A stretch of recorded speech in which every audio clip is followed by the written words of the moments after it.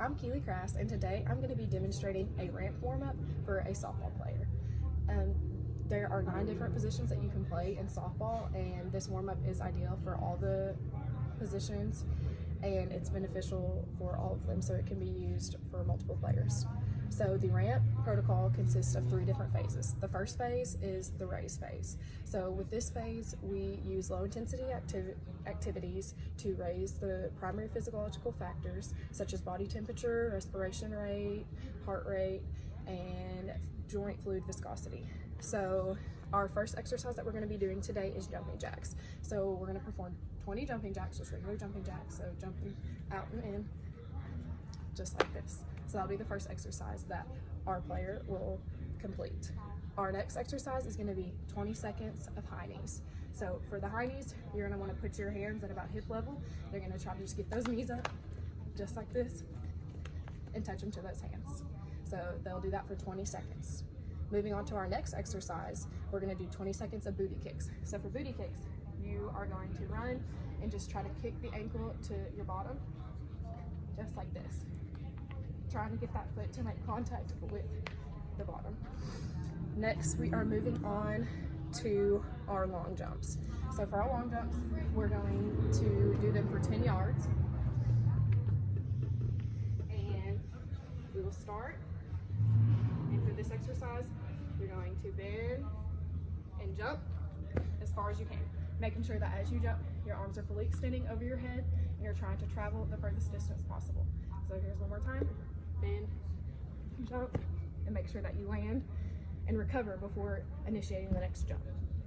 All right, the last exercise of our raise phase is going to be side shuffles. So we're doing these again for 10 yards. So we'll start over here. You're going to get down in a slightly squatted position. And you're going to shuffle for 10 yards, just like that. So all of those exercises are low intensity. We don't want the player to be exerting themselves too much. We just want to get their blood pumping and their bodies moving and increasing that heart rate. So once we complete the race phase, we're going to move on to the activate and mobilize phase. So that is the A and the M in the ramp protocol. So for the activate and mobilize phase, here we're going to be completing key movement patterns that are required for the athletic performance for softball. So we kind of want to target more control. So we'll want a lot of trunk control and a lot of leg and arm and upper body control. So that way it will mimic the movements of throwing, running, catching, sliding into home base, all of those things that they will be performing during practices and at games. So our first exercise that we're doing for activate and mobilize are going to be our reach throughs. So for our reach throughs, you're going to be down on your knees.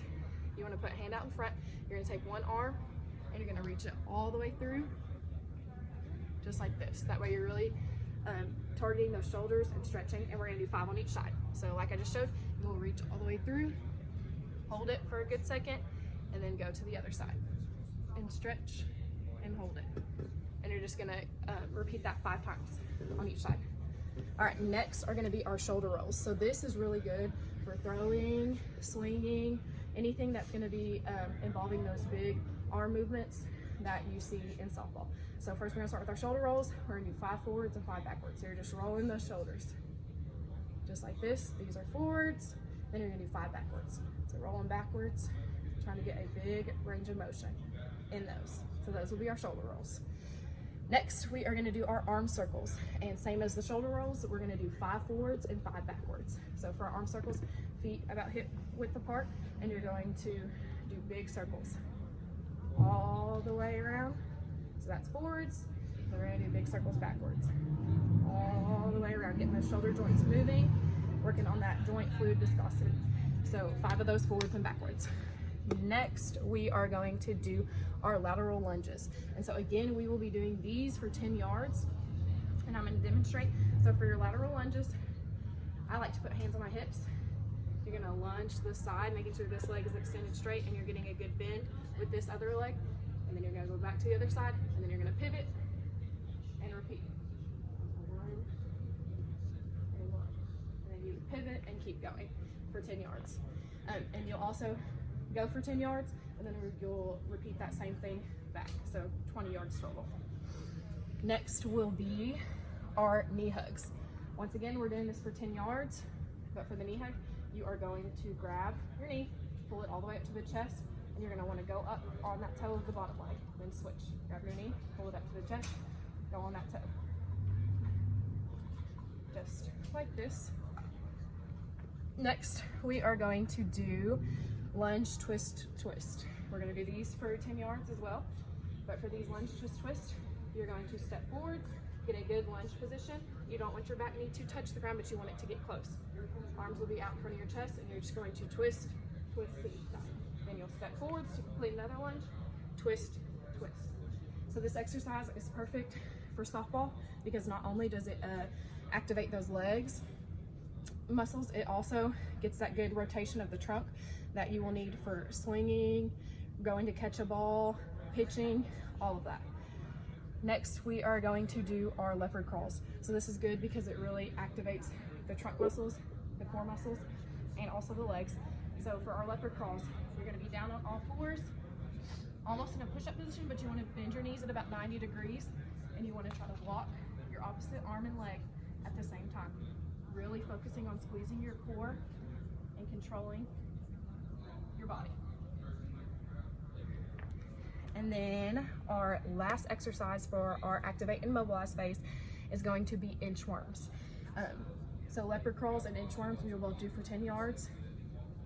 For our inchworm, you are going to start feet together, straight legs, and you're going to try to touch your hands to the ground without bending your knees. If you cannot put your hands right here by your feet, you can reach them out, but the main thing is you want to try to keep these legs straight. And you're going to walk out to a push-up position, hold it, really squeezing the core, activating the glutes, and then walking back up with straight knees, all the way back, feet to hands, and then walking out, and just repeating this all the way for 10 yards. All right, now we are moving on to our third phase of the ramp protocol, which is the potentiation phase. So this phase is really important for the warm-up because it focuses specifically on the intensity of the activities that they will be executing throughout their time of play during the game. So for softball, they need to be ready to execute explosive movements and be ready to move quickly during the game. So we are gonna start with some progressive runs. So for these runs, we are gonna be running 20 yards each.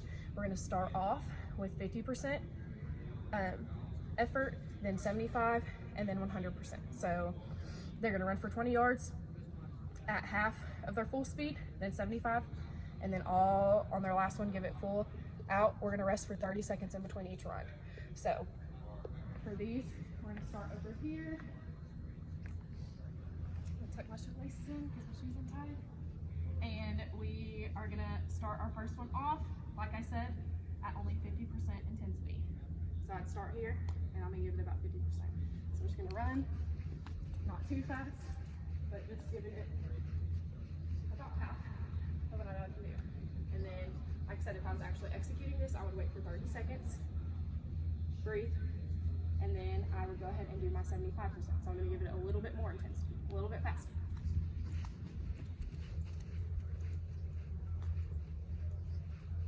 Perfect.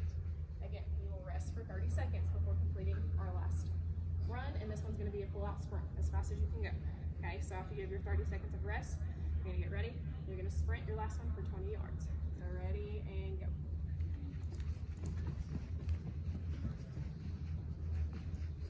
Perfect. Okay, now we're gonna move on to our next exercise for our potentiation phase. And our next exercise is gonna be high skips. So, like we talked about in class, some of the exercises in the potentiation phase can be similar to some of the exercises that we did in the raise phase, but when they're in the potentiation phase, we want to make sure that our athletes are trying to jump as high as they possibly can, wanting to explode and give their max effort on these. Because like we said, we want to prepare them for the intensity that they are going to encounter during the game. So for their high skips, we're gonna do these for 10 yards. They're just gonna step forwards and they're trying to explode as high as they can, okay? So you're gonna explode. Make sure you land it and then go to the next. Explode, just like that. Okay, you don't want just little skips like this. You want to make sure they are actually activating those legs, getting a good push, making sure they recover before they move on to the next one. All right, so we're gonna do those for 10 yards. Then our last exercise that we're gonna do in our potentiation phase are gonna be 10 throws. So we would just start at really any yard line, really just trying to get good throws for as far as they can go, but just make sure that they complete 10 of them. That way they're warming up their arms and their shoulders for having to throw, for having to catch balls, just getting that good range of motion for the game or practice. So that concludes our ramp warm up for softball. Thanks for joining in with us today. Bye.